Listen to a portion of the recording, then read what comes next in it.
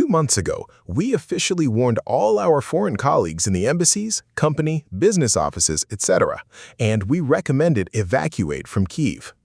It does not mean that tomorrow something will happen, something that is expected by many.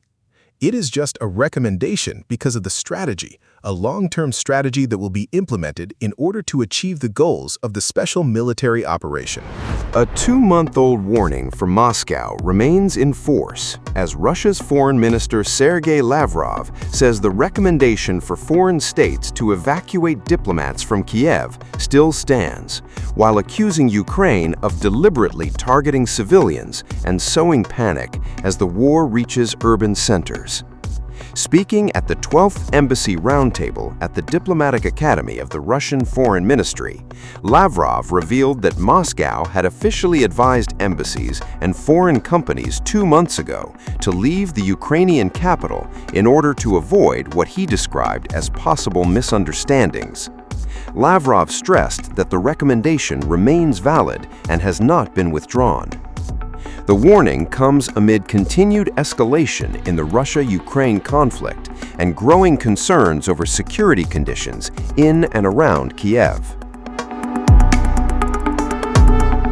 Lavrov also accused Ukrainian forces of deliberately targeting civilian sites inside Russian-controlled territories and neighboring Belarus in an attempt to spread fear and panic among civilians. At the same time, Lavrov reiterated Moscow's readiness to restart peace negotiations with Ukraine at any moment and said Russia was prepared to resume talks exactly from the point at which previous negotiations had ended. We are ready to talk to Kyiv, just as we have always been. We were ready to talk in Istanbul in 2022. When the Ukrainians brought their proposals on the terms for ending this conflict while ensuring the legitimate interests of Donbas.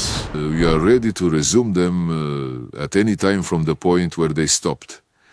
Perhaps last year someone told the Ukrainians again, do not take any steps to continue the dialogue, just keep fighting. So they are fighting. But once again, I will say that every time the president speaks on the Ukrainian topic, he emphasizes that we definitely prefer a political and diplomatic.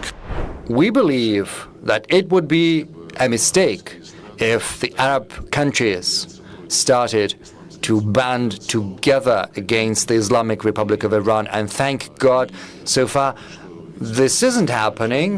And I would also like to point out that Vice President J.D. Vance, after his meeting with Iran, with the participation of Pakistan and Qatar, in Bergestag in Switzerland, he said, I do not remember the direct quote, but he said something along the following lines. He said, we need a regional agreement, and I believe this is something to be welcomed.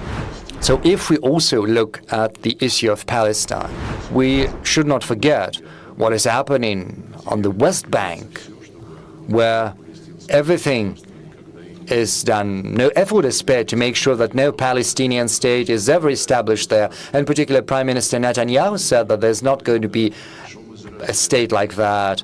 He also spoke about Greater Israel, and there are others who say that there's going to be an Israel from the Nile to the Euphrates. In Syria, the Israel armed forces have also taken territory and they are expanding their zone of control, and this situation is a source of concern. President Putin has always emphasized that we will never, ever underestimate Israel's interests in the field of security, and on many occasions we have shown that in practice. At the same time, we are convinced that threats, the seizure of new territories, the territories that historically have never had any other inhabitants other than the ones living there right now, well, that will never ensure security. We are seeing attempts to do that using these instruments, but we'll see how successful the attempts are going to be. Right now, there are new settlements in East Jerusalem and other plans. So should these plans come to fruition, then physically it's going to be impossible to create a contiguous Palestinian state. Russia's Foreign Minister Sergey Lavrov issued a strong warning to Arab nations on the situation in Palestine and Iran, even as fragile calm returns to West Asia amid an ongoing ceasefire. Speaking at a high-level roundtable on June 23rd, Lavrov sharply criticized Israeli Prime Minister Benjamin Netanyahu over the situation in Gaza and the occupied West Bank. Lavrov warned that developments on the ground could permanently derail prospects for a future Palestinian state. The Russian foreign minister claimed that no effort was being spared to ensure that an independent Palestinian state would never be established in the West Bank. Referring to statements about a so-called Greater Israel, Lavrov argued that if such plans were realized, the creation of a contiguous Palestinian state would become physically impossible. Lavrov's remarks come amid mounting international concern over the humanitarian crisis in Gaza and growing tensions surrounding the future of the Israeli-Palestinian peace process.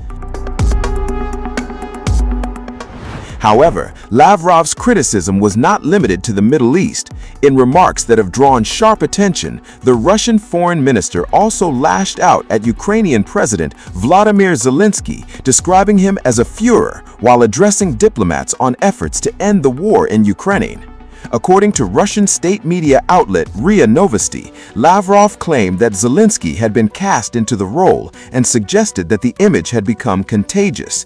The comments came after Zelensky accused Belarusian President Alexander Lukashenko of facilitating Russian drone attacks against Ukraine. So if we also look at the issue of Palestine, we should not forget what is happening on the West Bank, where everything is done, no effort is spared to make sure that no Palestinian state is ever established there. In particular, Prime Minister Netanyahu said that there's not going to be a state like that. He also spoke about Greater Israel, and there are others who say that there's going to be an Israel from the Nile to the Euphrates. In Syria, the Israel armed forces have also taken territory and they are expanding their zone of control, and this situation is a source of concern.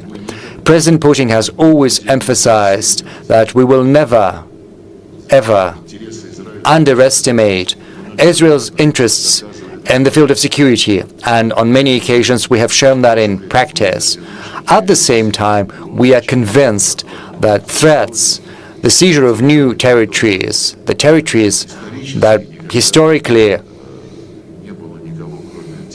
have never had any other inhabitants other than the ones living there right now, well, that will never ensure security. We are seeing attempts to do that using these instruments, but we'll see how successful the attempts are going to be. Right now, there are new settlements in East Jerusalem and other plans. So should these plans come to fruition, then physically it's going to be impossible to create a contiguous Palestinian state.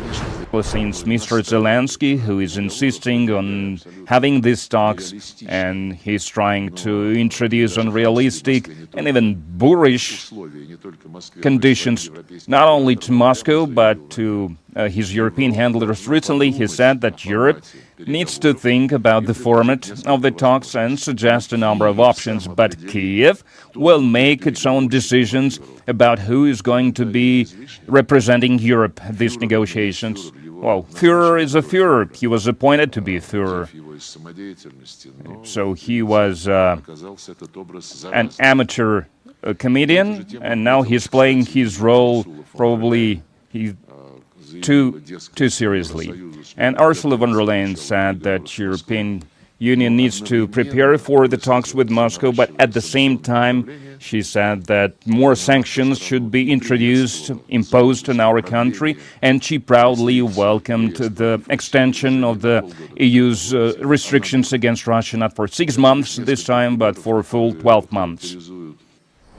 just as for the West destroying the indivisible security that was enshrined in a number of the OSCE summits. So we've discussed the role of the West in this a lot of times at our previous roundtables, and in practical dimension we said that instead of respecting the signatures of the presidents that were signing these guarantees not to strengthen one's security at the expense of someone else's security, the West continued to expand the NATO bloc to the Russian borders, and it was busy with establishing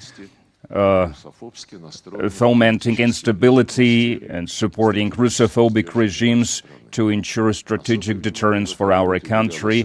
And they were focusing, first of all, on Ukraine. They spared no effort and no money to support Ukrainian nationalism that is well known across the world for its brutality since World War II times.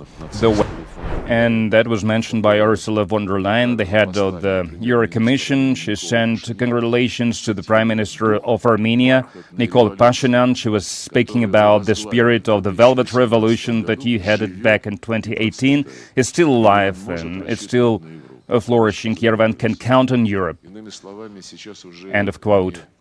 In other words, they are not just trying to use some underground methods, undercover methods to support, but they are now bragging for launching color revolutions, velvet revolutions, and so on.